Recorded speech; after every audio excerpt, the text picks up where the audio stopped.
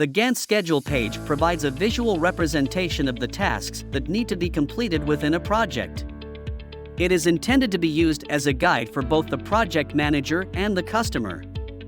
Any changes made here will not affect the quote or project financials. The grid contains blocks that represent each task, with the header displaying days and months.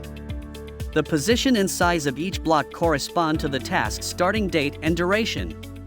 If changes are made to the build specifics or quantities, it will affect the task's duration but not their positions. There are two ways to modify task positions and duration. The first is by adjusting the position and size of each block on the grid. And the second is by setting the start date and duration in the input field for each task.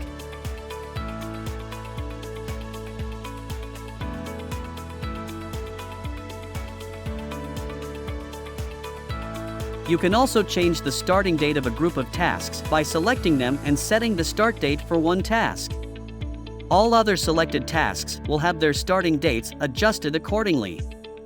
At the top of the page, you can select your working week, which can either be Monday to Friday or Monday to Saturday. This change will affect the duration in calendar days and the block size of each task, and may require adjustments to task starting dates. Clicking on the calendar button next to each task will bring up a pop-up displaying the task name, start date, end date, set duration, and calculated duration. You can modify task name the way you want it to appear within Gantt schedule in your quote document. The start date is set by you as explained above. The end date is calculated by the app based on the working dates you have set, as well as any bank holidays within that period.